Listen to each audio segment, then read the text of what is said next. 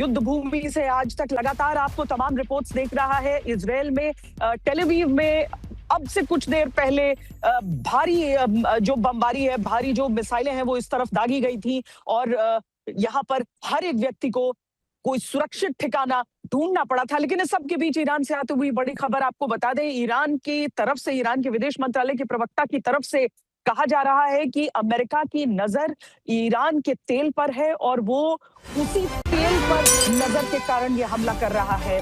वो चाहता है कि ईरान बंट जाए और फायदा ईरान अमेरिका को हो। ईरानी विदेश मंत्रालय के प्रवक्ता बघाई का ये बड़ा बयान आ रहा है, ईरान के तेल के पीछे है अमेरिका। ये इस्माइल बघाई की तरफ से कहा गया है और कहा गया है कि वो चाहता है कि ईरान के लोग टूटे, ईरान टूटे और अमेरिका का मकसद पूरा हो। सीधे तौर पर चूंकि अमेरिका की तरफ से ये बार बार ईरान में आर्म्ड प्रोटेस्टर्स को कहा जा रहा है कि आप उठ खड़े होइए और आप जब इस सत्ता को, वहां की पूरी व्यवस्था को अगर ओवरथ्रो करना चाहते हैं तो उसमें अमेरिका साथ देगा। तो उस बाबत ये पूरी टिप्पणी विदेश मंत्रालय के प्रवक्ता की ईरान की तरफ से जो आ रही है, ईरान एकजुट होकर देश की रक्षा करेगा, ये प्रतिबद्धता भी वो दोहरा रहे हैं। लेकिन ईरान के तेल के पीछे अमेरिका, ये बात इस्माइल बघई की तरफ से कही जा रही है। हमारे दो संवाददाता हमारे साथ और जुड़ रहे हैं। लेबनान से अशरफ वानी जुड़े हुए हैं और दुबई से हमारे साथ आशुतोष मिश्रा जुड़े हैं। अशरफ, परिस्थितियां जो हैं वो लेबनान की इजराइल से लगते हुए बॉर्डर पर बद से बदतर होती जा रही हैं। इजराइल को भी काफी ज्यादा कठिनाइयों का सामना करना पड़ रहा है क्योंकि ईरान की तरफ से बहुत बड़े हमले किए जा रहे हैं। लेकिन इस समय के हालात में बेरूत में आपसे समझना चाहती हूँ।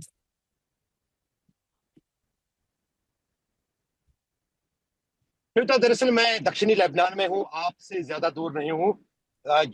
जिस आप नॉर्थ इजराइल की बात कर रही हैं, वही अब लड़ाई का मैदान बन चुका है। दरअसल जब 2024 में हिजबुल्ला और इजराइल के बीच में युद्ध शुरू हुआ था, तब हिजबुल्ला ने एक काम किया था कि उन्होंने नॉर्दर्न इजराइल जो है वहां से लोगों को विस्थापित होने पर मजबूर किया था, क्योंकि यहाँ पर जो तेल अवीव में या यरूशलेम में जिस अंदाज की आपको सुरक्षा मिलती है या जिस तरह से शेल्टर्स हैं या जो डोम वहां पर उस तरह का तैनात है, उस तरह का यहाँ नहीं है। मैं इस वक्त एक उस जगह पर पहुंचा हूँ जहां, क्योंकि हम अपने दर्शकों के लिए सबसे ज्यादा इस तरह के खतरे मोल रहे हैं, मैं इस वक्त ये एक यहाँ पर कल रात को बहुत जबरदस्त बॉम्बिंग हुई थी इजराइल की तरफ से।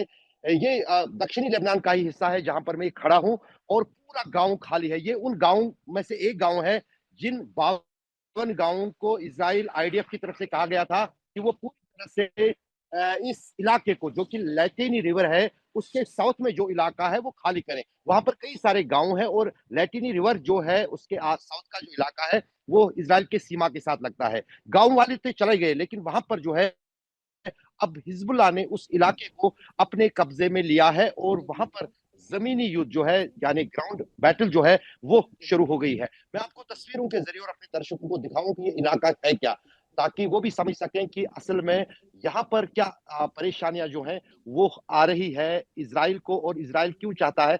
ये देखिए आप श्वेता, ये हम अपने दर्शकों को भी दिखाएंगे, आप भी देख सकते हैं कि ये जो है ये इजराइल की सीमा इस तरफ लगती है। मैं आगे चल रहा हूँ इस रोड पे क्योंकि पूरा गांव खाली है। यहाँ पर जो है आदेश दिया गया था इजरायली सेना की तरफ से 5 दिन पहले कि ये सभी गांवों खाली करो, क्योंकि यहाँ से जो है हिजबुल्लाह के लड़ाकू जो है इजरायली नॉर्दर्न एरियाज को निशाना बना रहे हैं। आप देख लीजिए किस तरह से पूरा जो घर है उसको जमींदोज किया। 18 लोगों की मौत कल यहाँ पर हुई।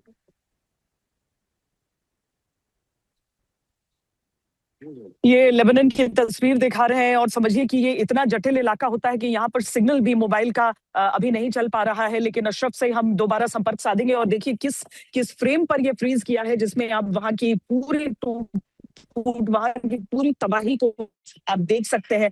वाकई अशरफ जो कह रहे हैं कि अशरफ में और मुझ में बहुत ज्यादा दूरी, कम से कम किलोमीटर, क्योंकि इजराइल भी एक छोटा सा देश है और उसकी सीमा जो लगती है लेबनान से, वहां पर एक ही मेडिटेरेनियन सी वो पूरे दोनों के तटों को छूता हुआ जाता है। लेकिन हर तरफ, दोनों ही तरफ बमों के वो अलर्ट है। फर्क सिर्फ इतना है कि लेबनान में वो बम जमीन पर इस तरह की तबाही मचा रहे हैं। इजराइल का एयर डिफेंस बेहतर है, लेकिन वो बेहतर होते हुए भी यहाँ से मुझसे मुश्किल से 10 मिनट की दूरी पर मिसाइल की डेब्री गिरने की वजह से क्षति की बात सामने आ रही है। इस सब के बीच आशुतोष, दुबई की जो परिस्थितियां हैं, और आपने वहां के जिन अभी हम देख रहे थे कि जो पहले राजदूत वहां के रहे, उनसे बातचीत आप कर रहे थे। दुबई की अपेक्षाएं, दुबई की मुश्किलें वो बिल्कुल अलग हो जाती हैं। और पूरी दुनिया में अगर तेल की वो कीमतें बढ़ते हुए हम देख रहे हैं, और उन परिस्थितियों को देख रहे हैं जिसके लिए इस समय पूरी दुनिया के लीडर्स मंथन कर रहे हैं, तो दुबई से किस तरह की, यूएई से किस तरह की खबरें आ रही हैं? ये यूएई ये चाहता है कि ये युद्ध रुके, क्योंकि ये नहीं रुकेगा उसकी अर्थव्यवस्था डामाडोल हो जाएगी और उसका सारा कुछ या तो टूरिज्म पर है या उसके तेल के कारोबार पर है। तो वो तो चाहता है कि किसी भी हाल में ये युद्ध रुके। और इसीलिए जब 71 में इसका निर्माण हुआ था, यूएई बना, तो जो पहले राजदूत थे मिर्जा, वो हमसे मिले। उन्होंने कहा कि भारत की भूमिका इसमें महत्वपूर्ण हो जाती है, क्योंकि भारत ईरान से भी तेल लेता है। और प्रधानमंत्री मोदी तो 10 दिन पहले इजराइल में थे। उन्होंने कहा कि अगर एक बार फोन कॉल करते हैं, भारत की ओर से पहल हो, सबको करनी चाहिए, एक पहल हो, क्या पता ये युद्ध रख सकता हो। वो कह रहे हैं हमें तो पता ही नहीं कि हमें युद्ध में किसने घसीटा, हमारी क्या गलती थी। यहाँ तक भी भाई कि कतर में जब अमेरिकन मोबिलाइजेशन हुआ, कतर पर हमला हुआ, कतर से अमेरिका ने अपनी फ्लीट को निकाल करके कहीं और शिफ्ट किया। हमें युद्ध में क्यों घसीटा, हमने तो कुछ किया नहीं। और जबकि यूएई की भूमिका नेगोशिएटर के तौर पर हो सकती थी इजराइल और ईरान के बीच में, अमेरिका और ईरान के बीच में, क्योंकि अगर एक तरफ ओमान भूमिका कर रहा था तो वो यूएई भी कह रहा है अब तो ईरान ने अपना सबसे बड़ा नेगोशिएटर खो दिया है। जिस समय हम बात करें, थोड़ी देर पहले अबू धाबी से अलर्ट आया, वहां पर 2 जॉर्डेनियन नागरिक वो घायल हुए, इस समय शार्पनेल उनके ऊपर गिरे हैं। तो यूएई में तो कोलैटरल डैमेज हो रहा है। कोलैटरल डैमेज के साथ अर्थव्यवस्था पर इसका पूरा असर है, क्योंकि जो हॉर्मुज की खाड़ी वो पूरी तरह से बंद है, पर्शियन गल्फ में अब मूवमेंट हो नहीं सकती। तो जिस देश की अर्थव्यवस्था ही तेल के निर्यात पर है, पर्यटकों के आने पर है, अगर वो सब कुछ ठप पड़े। ये और बात है कि यूएई एक सुपर पावर है, उसके पास पैसा है, वो आर्थिक रूप से संपन्न है, कुछ दिन तक वो स्थिति को यथासंभव बनाए रखने की कोशिश कर सकता है, लेकिन उसकी भी एक सीमा है। और इसी वजह से मैं अगर देखता हूं कि कल जो बयान आया था, आप सोचिए कि आज सुबह से 3 बार हम सबको अलर्ट आ चुके हैं कि मिसाइल और ड्रोन अटैक आया हुआ है, उसको न्यूट्रलाइज किया जा रहा है, इंटरसेप्ट किया जा रहा है। यहाँ पैनिक नहीं कर सकते उस तरह, क्योंकि कभी यूएई को पता जरूरत नहीं थी ऐसा कभी बंकर बनेगा। तो यहाँ बंकर शेल्टर नहीं है, तो ये कहते कि कोई इमारत हो उसके नीचे चले जाइए, और जैसे अलार्म आशुतोष, आए इस समय एक आप बड़ी चले खबर आ जाइए। रही है तो ये भी व्लादिमीर इतिहास में पुतिन कभी की इस तरह तरफ का से, कॉन्फ्लिक्ट ईरान हुआ के ही नहीं। संदर्भ में ये कहा गया है, और ये बड़ा बयान हम कहेंगे, क्योंकि पुतिन ने सबसे पहले तो नए जो आयतुल्ला बने हैं उनको बधाई दी, मुज्तबा को बधाई दी, यानी आयतुल्ला अली खामेनेई के बेटे को सुप्रीम लीडर चुने जाने पर बधाई दी है। और इसके साथ ही पुतिन की तरफ से ये भी कहा गया है कि जो ईरान को मदद है उनकी, वो जारी रहेगी। सुप्रीम लीडर चुने जाने के बाद बधाई दी है, और इसके साथ ही कहा है कि मुज्तबा ईरानी लोगों को एकजुट करेंगे, पुतिन ये कह रहे हैं। ये तस्वीर भी सामने आई है चुने जाने के बाद, ऐलान के बाद। हालांकि कल चुने गए थे, उसके बाद कुछ समय के बाद ऐलान कर भी दिया गया कि सुप्रीम लीडर नए ईरान के चुने जा चुके हैं। और अशरफ, इस सब के बीच अगर हम ये कहें कि अमेरिका और इजराइल की निगाहें वहां पर रहेंगी अब, क्योंकि जब खामेनेई को मार गिराया गया था पहले दिन, यानी कि निशाना साधने की कोशिश अब मुज्तबा के ऊपर भी होगी, और ईरान के ऊपर एक बहुत बड़ी जिम्मेदारी इस हिसाब से इस बात को लेकर हो जाती है। अशरफ। बिल्कुल श्वेता, दरअसल अगर हम देखें तो ये जो इजराइल ने पहले ही कहा है और अमेरिका ने भी, किसी भी नेता को जो खुमैनी के विचारधारा से मिलता हो उसको वो आगे नहीं जो है बढ़ने देंगे, उसका असैसिनेशन करेंगे। लेकिन उस पर पहले ही चिंता जता चुका है रूस भी और चीन भी। लेकिन इतना जरूर है कि अभी भी उस चीज को और उस खतरे को देखते हुए यही कारण है, वरना जब भी सुप्रीम लीडर बनता है वो तेहरान के सुकेर में खड़ा होता है, लाखों की तादाद में लोग और उसके मानने वाले जो है वो वहां पर पहुंच जाते हैं। लेकिन आज ऐसा नहीं हुआ। अभी भी माना जा रहा है कि जब तक ये युद्ध चल रहा है तब तक उनकी पब्लिक अपीयरेंस है वो छुपाई जाएगी। हाँ, इतना जरूर है कि उनकी तरफ से कोई वीडियो मैसेज जो है वो आ सकता है, ताकि, क्योंकि उनके ही नाम के पीछे पूरा ईरान जुटा हुआ है। दरअसल ये एक रणनीति है, वरना तो ईरान में कई लोगों का कहना था कि ऐसा नेता चुनना चाहिए जो कि इस युद्ध को आगे ले चले। लेकिन कहीं ना कहीं जो सहानुभूति इस परिवार की है, उनके पिता, उनकी माता और बाकी सारे जो परिवार के सदस्य उन्होंने अमेरिका और इजराइल के जंग में खोए हैं, उनके साथ जिस अंदाज से लाखों की तादाद में, और लाखों की तादाद में न सिर्फ ईरान में बल्कि पूरे मुस्लिम वर्ल्ड में लोग सड़कों पर आए, और उस बीच जो है वो सहानुभूति बताने के लिए इस सुप्रीम लीडर हाँ। का इतना तुरंत जो है ऐलान जो है 8 दिन बाद ही किया है ईरान ने, और वो इसको टाल भी सकते हैं, लेकिन हाँ, कहीं न कहीं हाँ। नहीं और एक वाक़ई और संदेश देना आईआरजीसी चाहते के हैं भीतर डोनाल्ड ट्रंप काफ़ी और अमेरिका सपोर्ट को कि है इज़राइल को मुज्तबा भी के लिए, खासकर जो आईआरजीसी के जो यंग कमांडर्स हैं, उनके बीच में कहा जाता है कि बहुत बड़ा सपोर्ट है।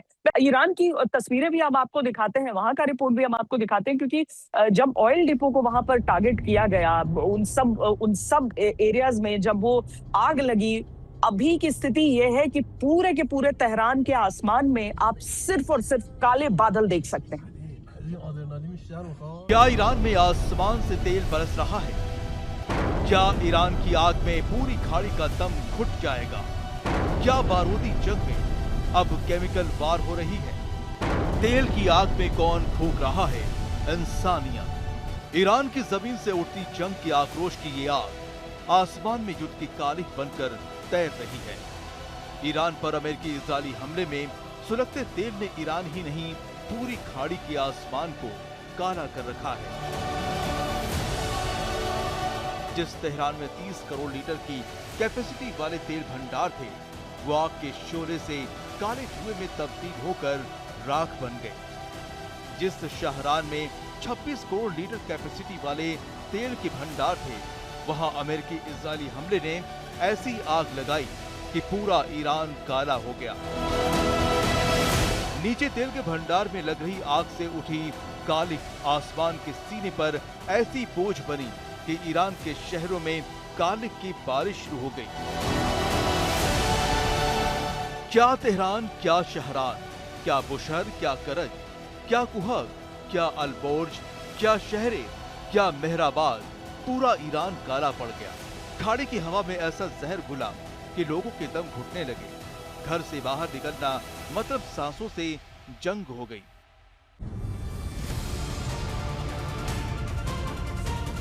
जिस 1 लीटर तेल की जलने से 2.5 किलो कार्बन डाइऑक्साइड हवा में फैलती है, करीब 12 घन मीटर की हवा में नाइट्रोजन से लेकर सल्फर डाइऑक्साइड के प्रदूषण का जहर फैल जाता है।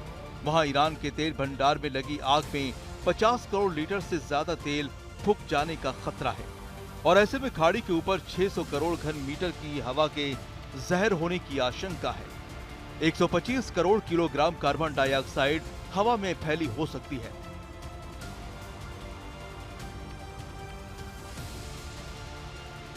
नतीजा यह है कि धरती पर दिन रात हो रही है, लेकिन ईरान की जमीन तक आफताब की रोशनी नहीं पहुंच रही। दिन में भी अंधेरा छाया हुआ है। पॉलीसाइकिल, एरोमेटिक हाइड्रोकार्बन कैंसर और दिल की बीमारियां बांट सकते हैं, तो PM 2.5 के अल्ट्राफाइन कण ब्लड में शामिल होकर दिमाग, दिल ध्वस्त कर सकते हैं। केमिकल बर्स्ट से लेकर एक्यूट निमोनिया तक और फेफड़े, गला, आंख को नुकसान का खतरा बना हुआ है। और इस तरह से जंग सत्ता में तब्दीली के लिए किसी हुकूमत के खिलाफ नहीं, आम आवाम और इंसानियत के खिलाफ होने लगी है। आज तक ब्यूरो। ईरान की ये तस्वीरें आप देख रहे थे, जहां पर वाकई आसमान से जिस तरीके से अब एसिड बरसेगा, जिस तरह से वहां पर आम लोगों को भी समस्या, जिन आम लोगों के लिए कहा जा रहा है कि इस युद्ध को की शुरुआत की गई थी। इस बीच आपको बता दें कि इजरायल के आसमान में अब यहाँ पर कमर्शियल फ्लाइट्स दिख रही हैं, कुछ प्रतिबंधों के साथ, यानी प्रति घंटे कितने विमान जा सकते हैं उसको लेकर, क्योंकि बड़ी संख्या में यहाँ से लोगों को निकलना भी था, यहाँ आना भी था, बॉर्डर्स से आने की कोशिश कर रहे थे, लेकिन उसके बावजूद ये कोशिश की जा रही है कि जो नैरो बॉडीड एयरक्राफ्ट 2 प्रति घंटे यहाँ पर आ जा सकते हैं, ये निर्धारित किया गया है। और इजरायल अपनी तरफ से कोशिश कर रहा है कि यहाँ पर चीजों को सामान्य करे, लेकिन जरूरत है दुनिया में परिस्थितियों के सामान्य होने की। बहुत शुक्रिया अशरफ वानी और आशुतोष मिश्रा इस पूरी बातचीत के लिए। वॉर के सारे अपडेट्स लेकर हम आपके सामने आते रहेंगे। अभी के लिए इतना ही। देश और दुनिया की बाकी खबरों के लिए देखते रहिए आज तक।